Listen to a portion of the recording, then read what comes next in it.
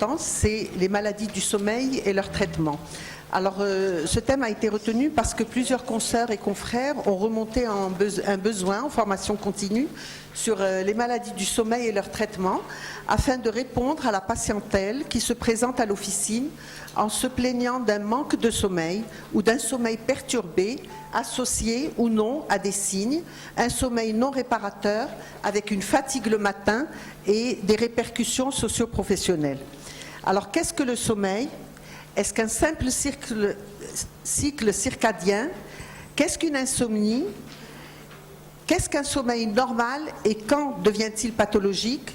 Quelles sont ces pathologies?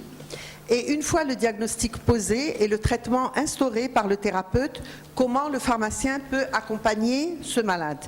Le pharmacien peut-il jouer un rôle en tant qu'éducateur de santé dans la prévention de ces pathologies? Autant de questions que le pharmacien d'officine se pose pour la pathologie en tant que telle et pour le traitement prescrit.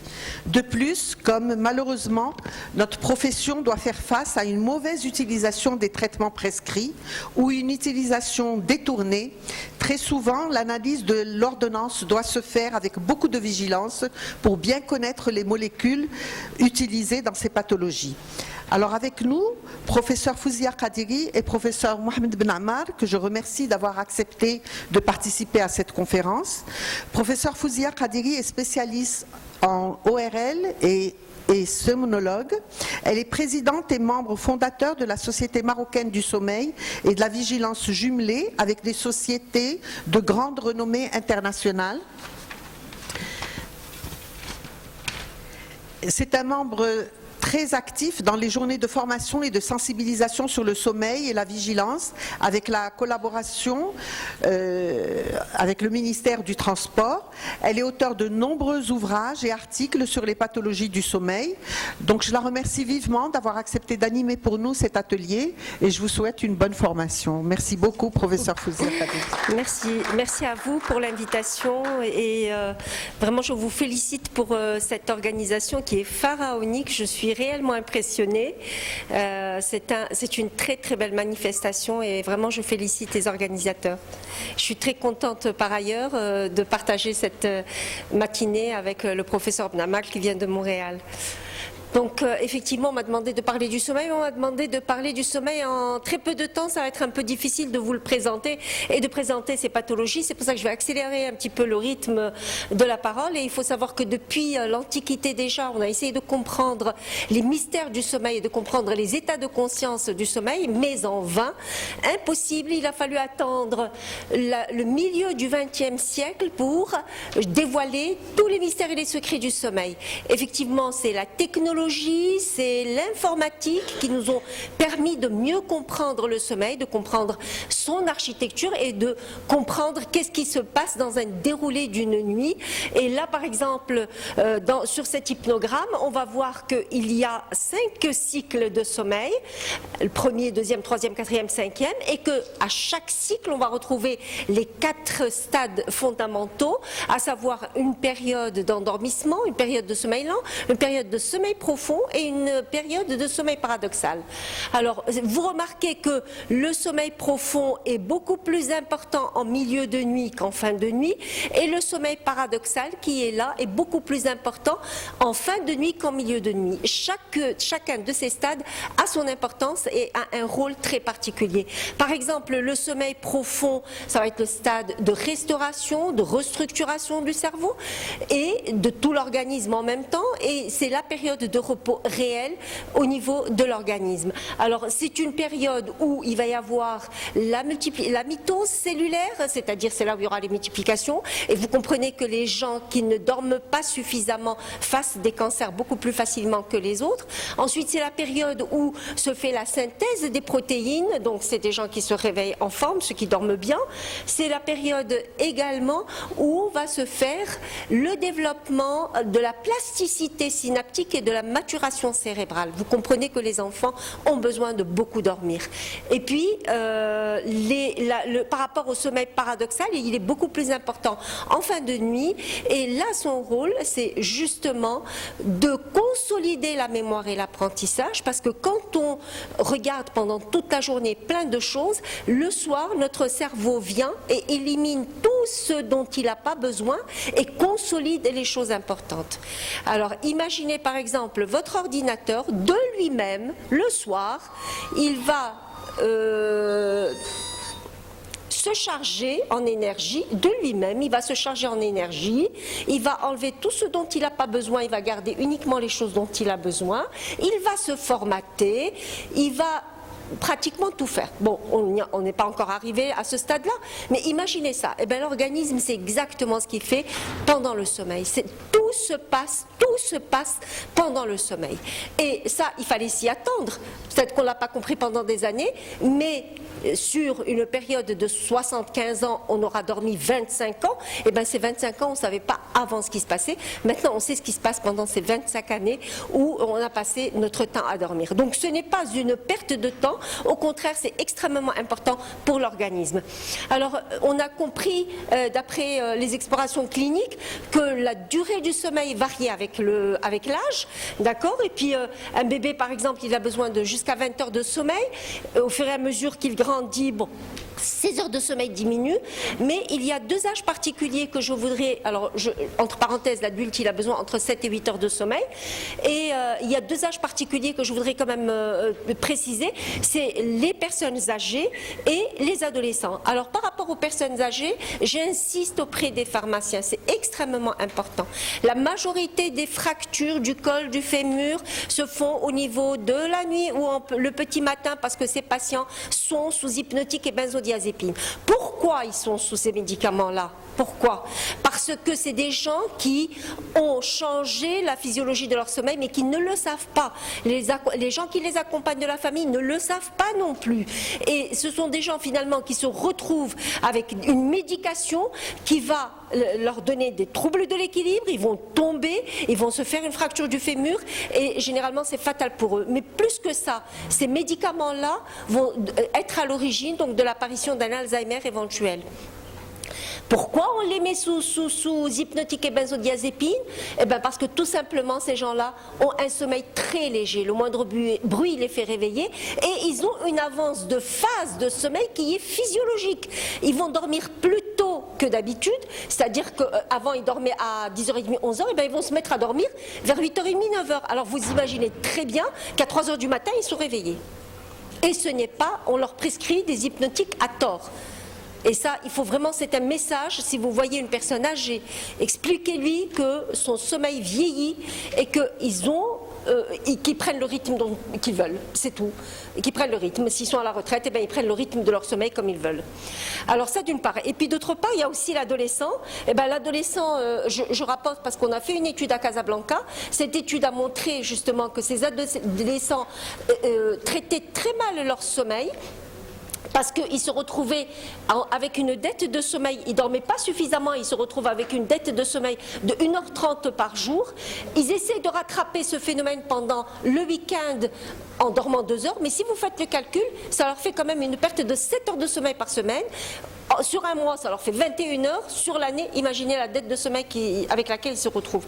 C'est un peu lourd pour ces enfants et le retentissement se fait très rapidement, et on a retrouvé effectivement l'envie de dormir pendant la journée, ce qu'on appelle la somnolence, chez un enfant sur 3, ce qui est énorme, et des difficultés à se réveiller chez pratiquement la moitié des enfants, des difficultés à s'endormir également et des réveils intranocturnes. Tout ça va avoir des conséquences physiques et cognitives, et 75% d'eux rapportent qu'il y a une perte d'énergie. Et également qu'ils ont des troubles de la concentration et de l'apprentissage. C'est tout à fait normal, parce que le sommeil, au lieu de rétablir tout ça, au contraire, ils sont en dette de sommeil et très rapidement ils se retrouvent donc en difficulté même psychologique, et beaucoup d'entre eux rapportent qu'ils sont tristes, qu'ils n'ont plus envie de rien. Il y en a même qui disent j'ai envie de mourir. Donc faites attention aux adolescents. L'adolescence est une période justement très paradoxale. Pourquoi? Parce que la mélatonine mélatonine, qui est l'hormone du sommeil, on en parlera tout à l'heure, elle est libérée tardivement, ce qui fait que pour peu qu'ils prennent un appareil électronique ou quelque chose, ils vont se retrouver tout de suite scotchés sur leur écran et ils auront du mal à s'endormir. Ça d'une part. Mais d'autre part, pourquoi c'est paradoxal? Parce qu'ils sont en période d'adolescence, donc en période de croissance, et l'hormone de croissance est sécrétée pendant le sommeil. Donc vraiment, il y a un paradoxe là-dessus, et les adolescents souffrent énormément, donc leur éducation est extrêmement importante. Et dans cette étude-là, justement, on avait trouvé que seuls 6% n'avaient aucun équipement dans la chambre. Ça veut dire quoi? Que 94 ont au moins un équipement dans la chambre. Et effectivement, 70% des jeunes avaient au moins 2 équipements électroniques dans la chambre. Et ça fait un trouble du comportement vis-à-vis du sommeil, et ça fait des insomnies, des dettes de sommeil et toutes les conséquences que ça a. Alors, la neuroscience nous a expliqué qu'il y avait des variations aussi individuelles. Alors, il y a des gens qui sont courts dormeurs, qui se suffisent de 5 heures de sommeil, d'autres qui sont longs dormeurs, qui ont besoin de au moins 9 heures de sommeil, qui avaient des gens qui étaient vespérants, c'est-à-dire ils dormaient tard pour se réveiller tard, d'autres qui dormaient tôt pour se réveiller tôt. Et ça, c'est une empreinte génétique qui est là et qui se manifeste également au niveau de l'horloge biologique et au niveau donc du sommeil. Alors, faites attention par rapport à ça. Si quelqu'un vient vous voir en vous disant « je ne dors pas la nuit » ou « je dors très peu parce qu'il vient de se marier et le conjoint, lui, dort 2 fois plus », eh ben, c'est peut-être juste un problème de typologie entre l'un et l'autre. Alors, comment est régulé le sommeil? Eh bien, il est régulé par une horloge biologique, un terme qu'on appelle aussi horloge circadienne. Circadienne, pourquoi? Parce qu'elle est sous l'influence de la lumière qui peut être naturelle ou artificielle. Alors là aussi, j'insiste sur le artificiel, parce que cette horloge biologique, tant qu'elle reçoit de la lumière, tant que la rétine reçoit de la lumière, et particulièrement la lumière bleue des écrans, de la télévision et des tablettes, eh ben, elle va avoir l'impression que c'est le jour.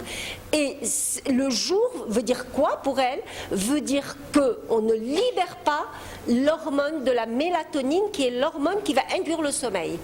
Alors cette mélatonine, elle est sécrétée donc au niveau de la glande pinéale qui, elle, dès qu'elle va recevoir l'ordre de l'horloge biologique pour dire allez-y, maintenant c'est la nuit, libérez cette mélatonine, et bien le sommeil va être induit. Le sommeil, il suit ce rythme biologique, et comme beaucoup d'autres d'ailleurs, fonction physiologique. Mais lui est le chef de file de tout ça. C'est-à-dire que quand le sommeil est induit, eh ben, il va induire avec lui plusieurs autres rythmes physiologiques. Par exemple, le système nerveux autonome. Alors, le système nerveux autonome est partagé en 2 systèmes. Le système sympathique-parasympathique. Sympathique qui est, lui, activateur. C'est ce qu'on utilise quand on bouge pendant la journée, etc. Parasympathique, c'est quand on est au repos. Eh bien, le sommeil, dès qu'on est dans la phase de sommeil, il induit tout de suite le système parasympathique. Et ça, c'est excellent parce qu'il ralentit tout. La preuve en est, c'est que notre rythme cardiaque baisse, notre tension artérielle baisse, notre résistance vasculaire baisse, et donc on est réellement en période de repos. Mais il va agir également sur les performances cognitives. Nous l'avons vu par rapport à la phase au stade profond, au stade paradoxal. Il va agir sur l'attention, la concentration et également sur l'humeur. Et là maintenant, entre somnologues et psychiatres, il y a beaucoup de discussions. On dit quelle est la poule, quel est l'œuf. C'est-à-dire, est-ce que c'est l'insomnie qui induit la dépression? Est-ce que c'est la dépression qui induit le sommeil? Et il y a de très grandes discussions là-dessus, mais très souvent, et la dernière étude a été faite en 2017 aux États-Unis, elle a pris un groupe d'adolescents qui faisaient une dépression, avec de l'insomnie bien sûr, parce que la dépression peut se manifester aussi par l'hypersomnie. Là, ils faisaient de l'insomnie et ils ont traité uniquement par l'hygiène du sommeil en rétablissant les heures de sommeil nécessaires, et les enfants ont très vite repris, beaucoup plus rapidement que s'ils étaient sous médicaments.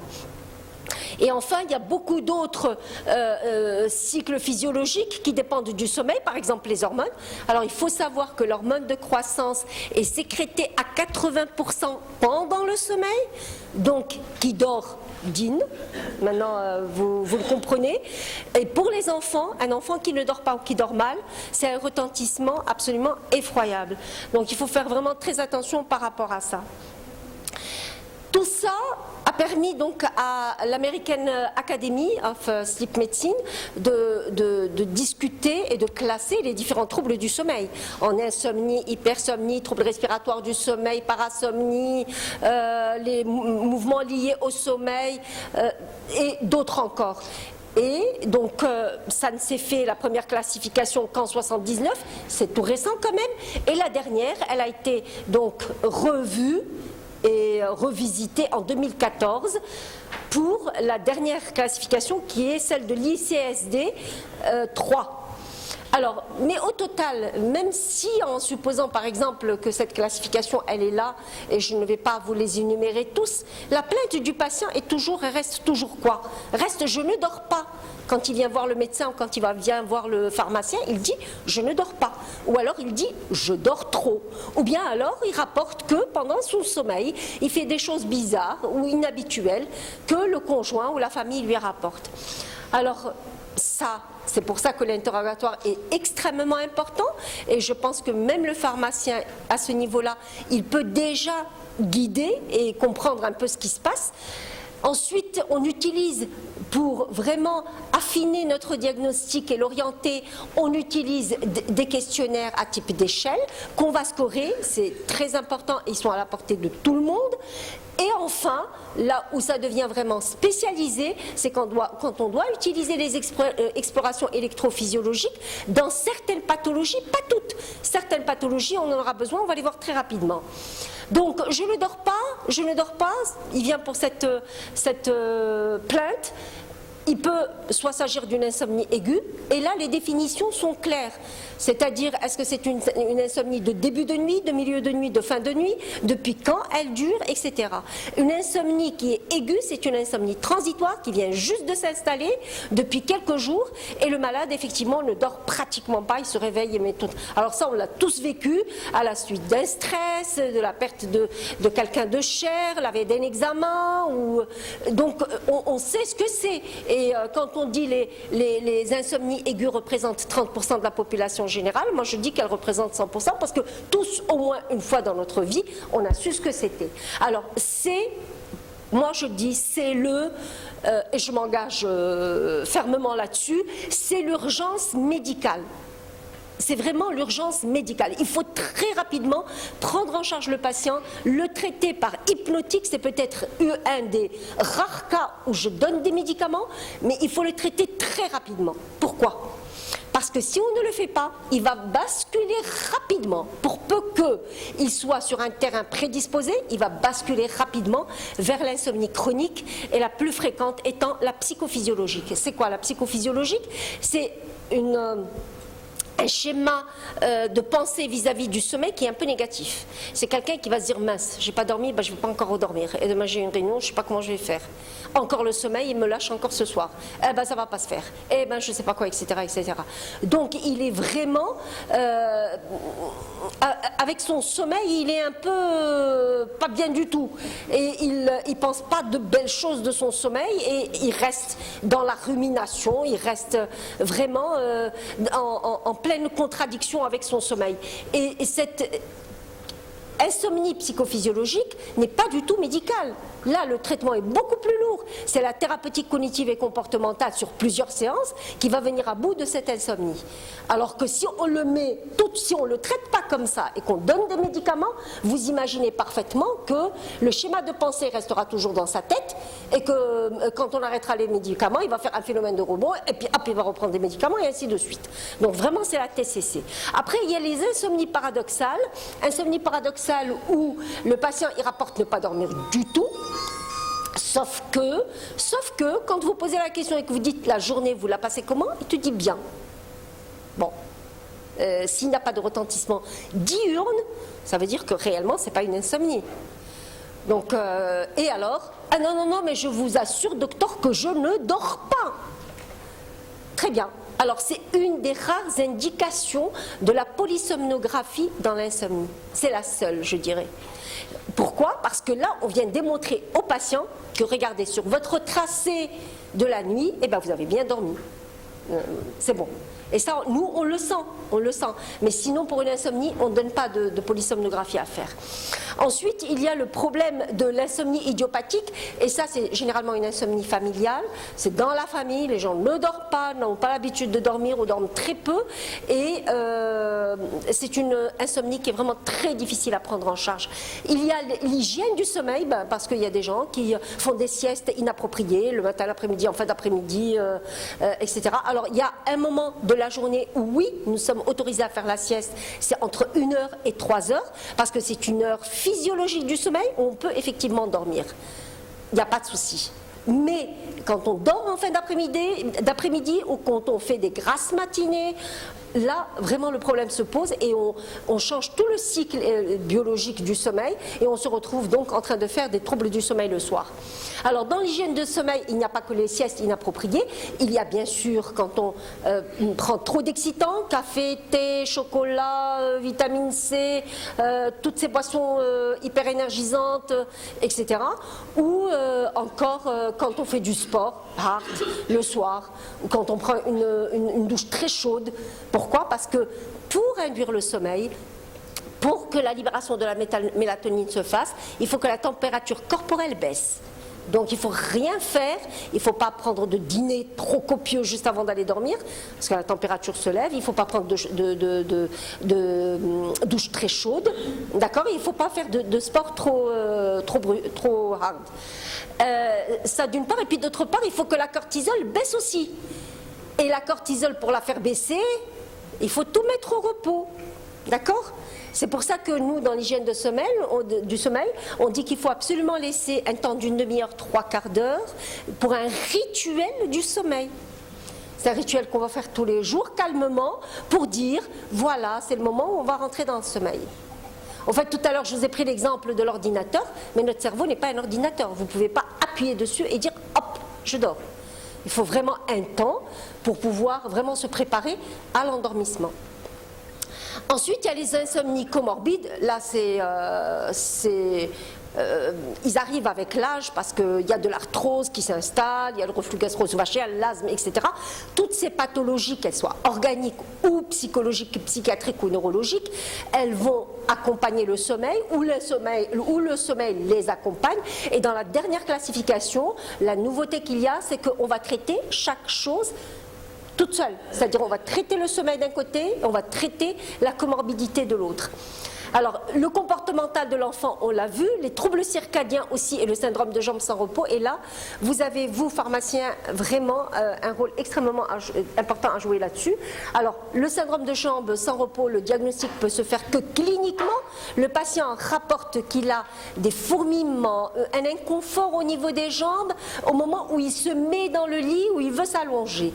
Et cet inconfort ne peut partir qu'au moment où il se lève, qu'il marche, qu'il détend ses jambes, avant de se mettre au lit. Je vous assure qu'en faisant la formation médicale continue, combien de médecins étaient traités par des médicaments pour insomnie alors qu'au fait, ils ont reconnu le syndrome de jambes sans repos. Donc, posez la question, si quelqu'un vient vous voir et vous demande, pourquoi? Parce que c'est une pathologie qui quand même est assez fréquente, elle est selon les études, entre à peu près 10 et 20% et elle augmente avec l'âge. Donc, les gens de plus de 65 ans, posez-leur la question et vous allez être étonnés. Effectivement, des fois c'est que ça.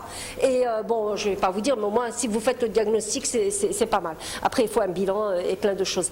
Et puis, enfin, il y a les médicaments. Alors, vous connaissez les médicaments qui provoquent l'insomnie, essentiellement les corticoïdes.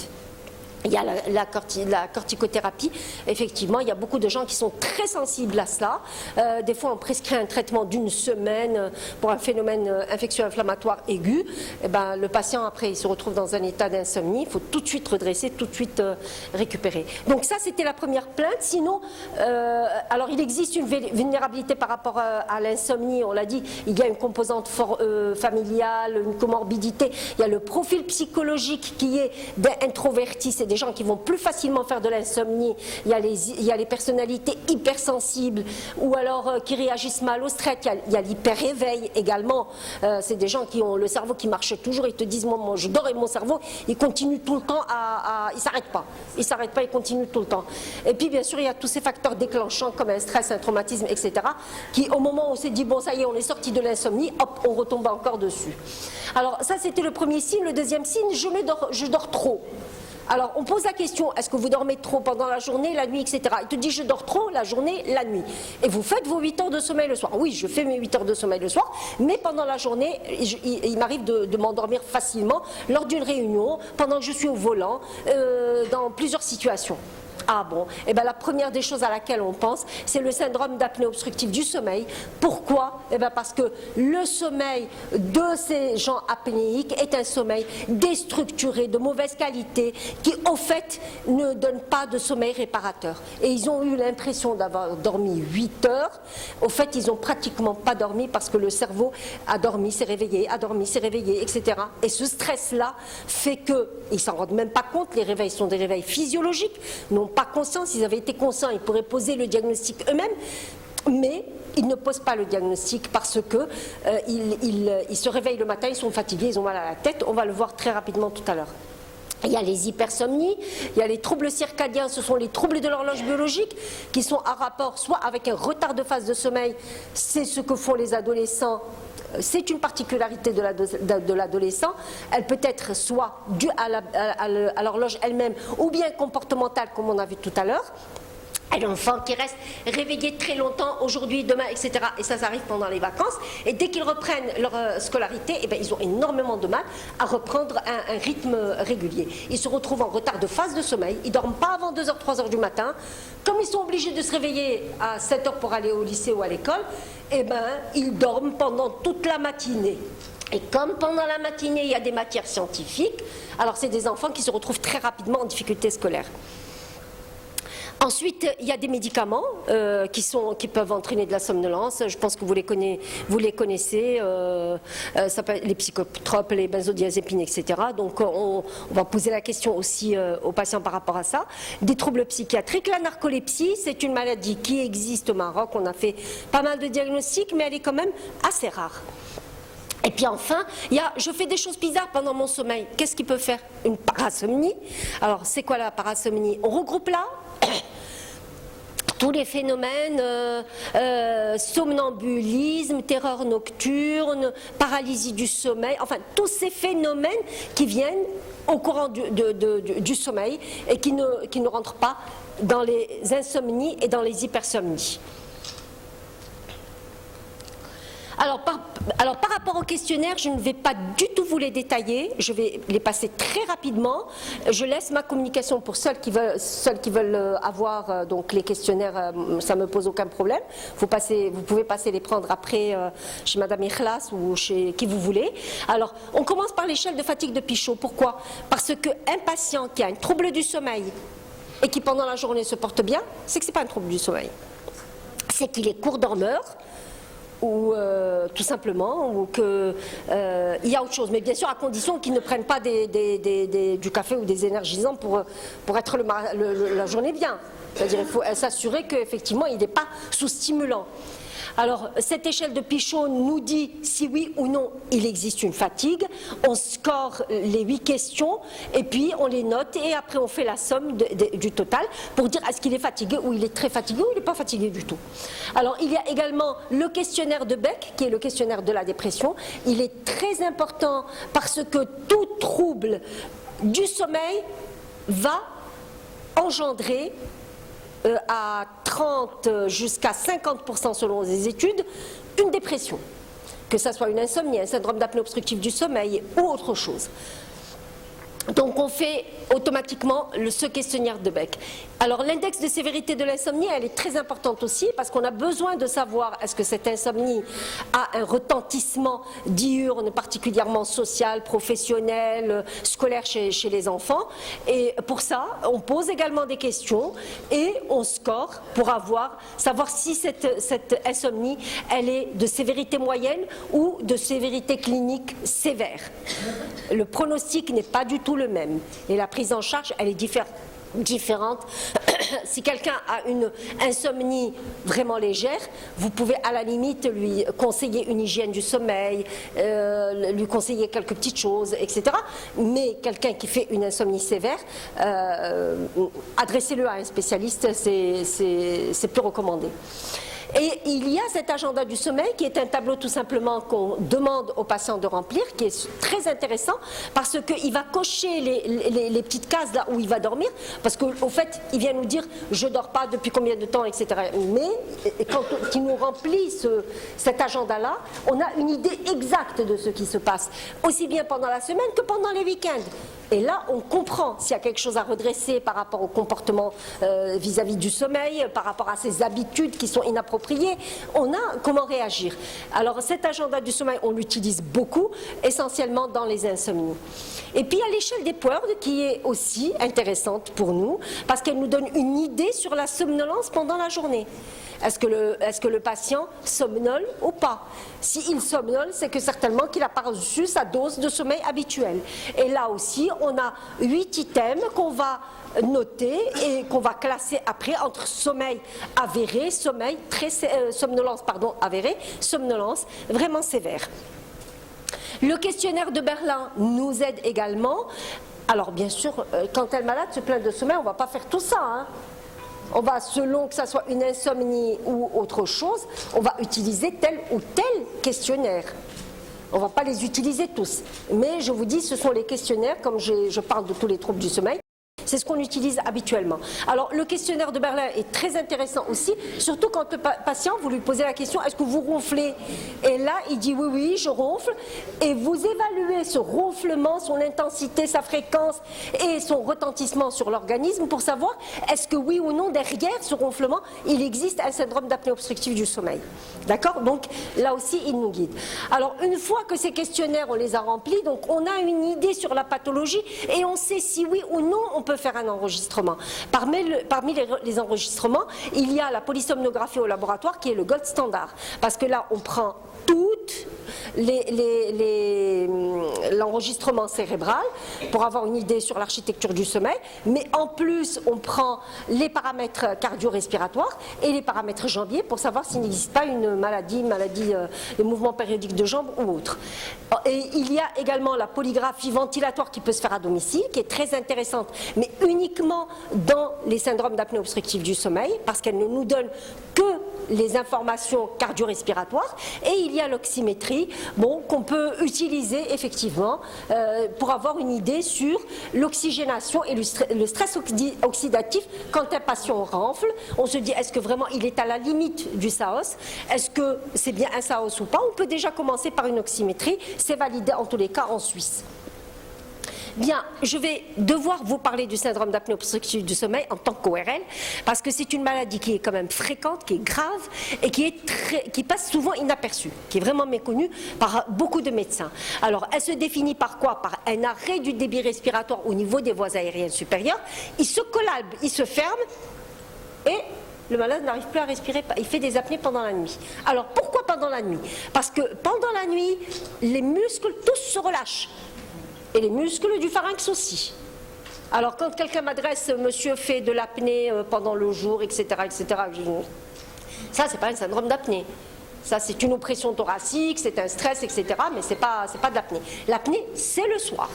C'est le syndrome d'apnée obstructive. Donc il y a une fermeture des voies aériennes supérieures et là le diagnostic repose sur l'enregistrement et sur les résultats électrophysiologiques. Alors, pourquoi on dit qu'il est fréquent? Parce qu'il touche quand même 7 à 14% de la population. Et cette prévalence augmente avec l'âge. Il y a des études qui ont rapporté jusqu'à 20% chez les gens de plus de 60 ans. Ce qui fait quand même pas mal. Ça atteint un peu le chiffre de l'obésité et on va voir la corrélation entre les deux. Alors ça touche essentiellement les hommes et 10% des ronfleurs, c'est pas tous, mais 10% seulement vont basculer vers le syndrome d'apnée obstructive du sommeil. Ça se passe comment? C'est un patient, alors c'est pas lui qui va rapporter ça, c'est le conjoint généralement qui rapporte et il te dit mon mari, il est là, et à un moment donné,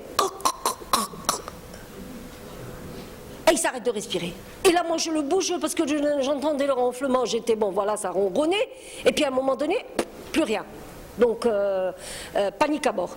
Et effectivement, ce syndrome d'apnée est un syndrome très dangereux. Qu'est-ce qui fait que ça bascule? C'est généralement le tabac, l'alcool, certains médicaments psychotropes qui relâchent encore plus les muscles du pharynx, le poids quand on est en surpoids, l'hypothyroïdie également. Mais pourquoi il est grave et pourquoi il faut qu'on en parle et qu'on en tienne compte?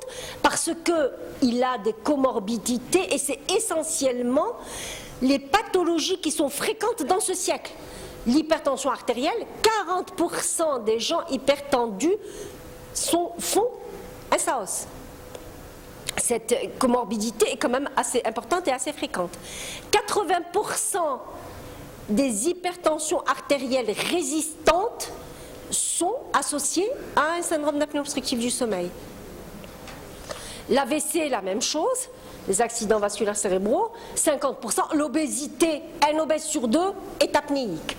Les diabétiques, la même chose, entre 30 et 40%. Et la dépression, 20%, le dernier article que j'ai lu, c'était 50%. Alors imaginez un dépressif dont le diagnostic de SAOS n'a pas été fait et qu'on traite pour une dépression sous antidépresseurs,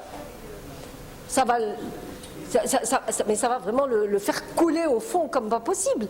Donc c'est des questions qui sont très simples. Il fait une dépression, il est un peu obèse, vous ronflez, oui, beaucoup, oui. Votre conjoint ne vous a pas rapporté que vous vous arrêtez de respirer. Et ça, je pense que vraiment les pharmaciens ont un grand rôle à jouer dans tout ça.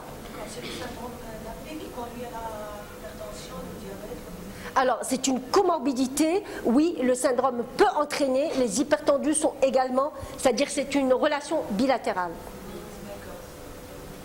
Par exemple, dans l'obésité, quelqu'un qui est apnéique, c'est quelqu'un qui ne va pas libérer l'hormone, la leptine, qui est l'hormone de la satiété, et donc par conséquent, il va se réveiller le matin, il va vouloir se goinfrer de tout. Donc c'est vraiment une relation bidirectionnelle, dans un sens et dans l'autre. Alors, comment se fait le diagnostic? Il va se faire par des signes cliniques nocturnes, c'est le ronflement, c'est vraiment le maître symptôme, ce ronflement avec des apnées nocturnes, mais les apnées, si le conjoint ne les rapporte pas, c'est pas le patient qui va les rapporter. Des éveils en sursaut, des fois, il te dit oui, je m'étouffe et je me réveille. Ou bien il dit mon sommeil était agité, ou enfin des sueurs nocturnes, mais ça peut être également une nicturie 2 à 3 fois la nuit, sans forcément que ce soit un problème médical, ou enfin la baisse de la libido. Et là, des fois, les patients consultent. Et la formation qu'on a fait pour les médecins généralistes, ça leur a ouvert une voie, parce qu'effectivement, combien de fois le patient avait des troubles de la libido, ils ne comprenaient absolument pas. Et quand ils ont compris que le syndrome d'apnée du sommeil pouvait être à l'origine, traité, le patient allait beaucoup mieux. D'ailleurs, dès qu'il est traité, le patient ne se reconnaît plus. Alors pendant la journée, qu'est-ce qu'on va retrouver? On va retrouver de la somnolence. Alors une somnolence qu'on a évaluée avec l'échelle des Pordes. D'accord? Pourquoi? Parce que le sommeil est déstructuré. Imaginez la personne qui... Et puis ça passe, et puis... Toute la nuit, elle reste comme ça, donc le cerveau, il n'est pratiquement pas, il n'est pas du tout oxygéné, ça d'une part. Et puis d'autre part, qu'est-ce qu'on a dit entre le système sympathique et parasympathique? On a dit que le sommeil induisait le repos, mais dès qu'il y a réveil et micro-éveil au niveau du cerveau, même si ce n'est pas conscient, tout le système sympathique va reprendre et allez hop, tout l'organisme va être chamboulé. La tension artérielle va augmenter, le rythme cardiaque, etc. Et tout ça, ça va chambouler l'organisme pendant toute la nuit. Donc le sommeil au total, est-ce qu'il a été reposant? Non. Est-ce qu'il a été restructurant? Ou est-ce que la personne a pu récupérer? Non, absolument pas. C'est un sommeil qui a été totalement déstructuré pendant la nuit. Et puis enfin la fatigue. La fatigue est là, il te dit, moi, dès le réveil, j'ai mal à la tête, je sens que j'ai mal dormi, alors que j'ai fait mes 8 heures, je ne suis pas bien du tout. Donc ça, on le retrouve. Et puis, 6 à 7 fois le risque de faire un accident pour les apnéiques. Et j'ai travaillé avec le ministère de la Santé, le ministère des Transports dans ce sens-là, parce qu'ils avaient beaucoup d'accidents qu'ils n'arrivaient absolument pas à comprendre. Et on a travaillé au niveau des médecins agréés à délivrer le permis parce qu'il y avait une nouvelle réglementation qui est sortie, mais ils ne savaient pas ce que c'était que la somnolence. Donc j'ai fait un peu le tour de tout le Maroc pour former ces médecins au syndrome, particulièrement pour reconnaître le syndrome d'apnée obstructive du sommeil. On a travaillé également avec les médecins de travail parce qu'il y a beaucoup d'accidents de travail qui sont dus à l'inattention, au manque de concentration en rapport avec le syndrome d'apnée du sommeil. On a travaillé avec les entreprises de transport en formant les chauffeurs professionnels essentiellement et en mettant en place un programme SID de sensibilisation, d'information et de dépistage. Enfin, alors les assurances, bien sûr, on les a tout de suite impliquées parce qu'il fallait prendre en charge les appareillages et le traitement. Et les autorités ont été tout le temps impliquées depuis le début parce que leur soutien était extrêmement important pour ce qu'on faisait. Alors, quand est-ce que vous pouvez penser à ça, je le dis même aux généralistes. Un malade qui vient vous voir et qui vous dit mon cardiologue il m'a donné 2 antihypertenseurs, est-ce que vous pouvez me prendre ma tension artérielle? Comment ça, je suis encore à 16, mais j'ai 2 antihypertenseurs artériels. Bon, là c'est réfractaire. Il a 80% de chance ou de probabilité d'avoir un syndrome d'apnée obstructive du sommeil. Gardez ça en tête. Une hypertension artérielle réfractaire sous 2 ou 3 antihypertenseurs, eh ben c'est une hypertension qui accompagne un syndrome d'apnée obstructive du sommeil. L'IMC, quand elle est supérieure à 30, et on l'a vu hier avec le professeur Taheri, quand elle nous a parlé de cette recrudescence d'obésité au Maroc, avec, je pense, entre 2010 et 2017, 30% d'augmentation de l'obésité, et on est là à 20% de la population générale, ce qui est énorme. Donc là, ce monsieur, il a 30-80% de chances de probabilité de faire un SAOS. Et enfin, devant quelqu'un qui a fait un accident qui aurait pu être inévitable, il te dit je sais pas comment j'ai fait un accident. Et ben c'est qu'il y a un trouble cognitif qui fait qu'il y a eu ce problème-là. À partir de là, je pense que vous pouvez adresser à un spécialiste. Et là aussi, il y a des cas où vraiment déjà la physionomie de la personne, quand il fait un rétrognatisme, ou quand il a un coup court, il y a de fortes chances pour qu'il fasse aussi un syndrome d'apnée obstructive du sommeil. Alors pourquoi? Parce que ce sont 2 situations morphologiques, anatomiques qui font que la lumière du pharynx est rétrécie par rapport à une lumière normale. Et dès qu'il s'endort, les muscles se relâchent et hop, c'est l'obstruction et c'est l'apnée. Mais il y a également les troubles du rythme qu'on a dit, le diabète, l'obésité, l'hypertension, la dépression, etc. Surtout quand ils sont résistants au traitement. Alors, qu'est-ce qu'on fait quand on trouve ces 2 maîtres symptômes, la somnolence, le ronflement? Ben on fait une échelle des Pordes, un questionnaire de Berlin, c'est tout. On ne reprend pas tous les questionnaires, on fait que ces 2-là. Ils ronflent, vous somnolez, vous ronflez, ces 2 questionnaires suffisent. Si ils sont positifs, là vraiment on peut faire un enregistrement du sommeil pour faire le diagnostic et l'envoyer chez un spécialiste. Alors pourquoi je dis l'ORL? Parce que vous allez voir au Maroc, les ORL, les pneumologues, etc. s'occupent du syndrome d'apnée obstructive du sommeil. Il y a des neurologues qui le font aussi. Donc c'est une spécialité qui pour l'instant est ouverte à tout le monde. Mais ce qu'il faut savoir, c'est qu'il y a des cas, les cas chirurgicaux doivent passer par l'ORL.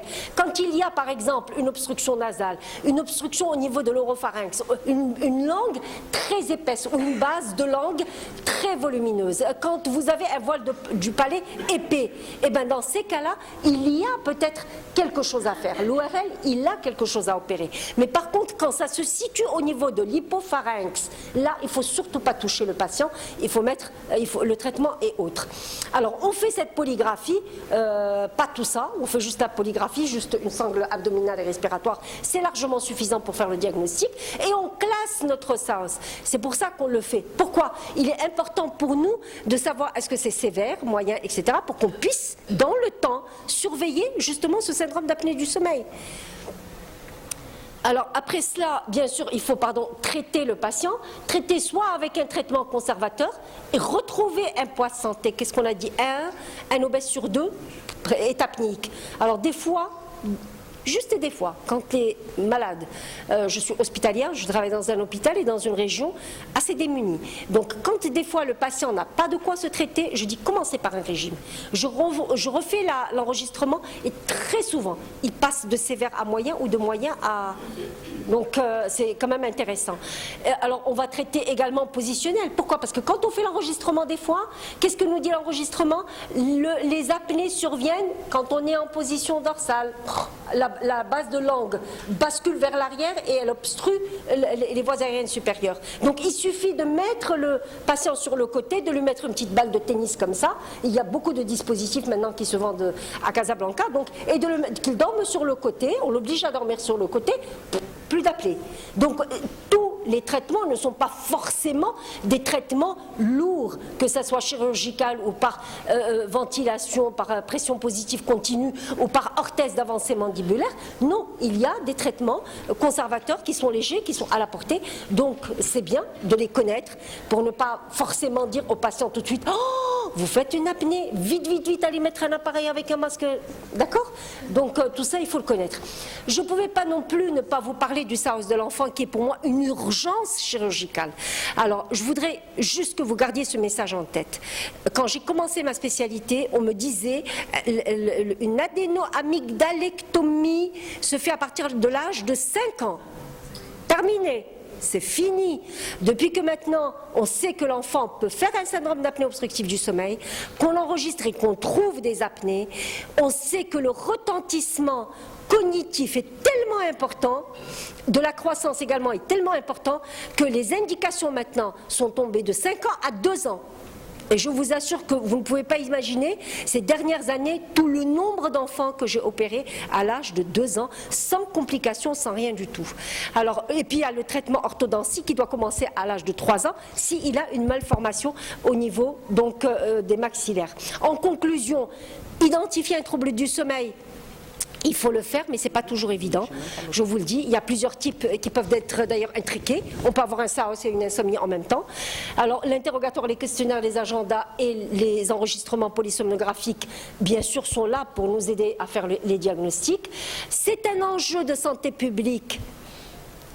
C'est un véritable problème de santé publique, ces troubles du sommeil, qui a un coût socio-économique avec un retentissement social et professionnel, d'accord, et qui augmente la mortalité et la morbidité, on a vu avec les pathologies de ce siècle.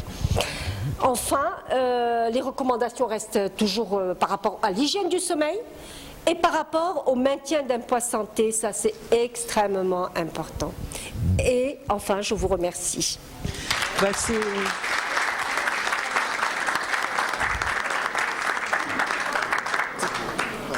C'est nous qui vous remercions. Franchement, on vous a accordé beaucoup plus que 30 minutes, mais c'est insuffisant, tellement nous buvons vos paroles, nous buvons vos recommandations et nous restons beaucoup sur notre faim pour votre exposé et surtout pour bien nous expliquer en quoi consistent ces maladies-là, ces pathologies du sommeil. Alors sans plus tarder, je passe la parole à professeur Bnamar Mohamed, qui est pharmacien, diplômé de la faculté de Toulouse et diplômé également de la faculté de Montréal, professeur de pharmacologie et de toxicologie dans cette université.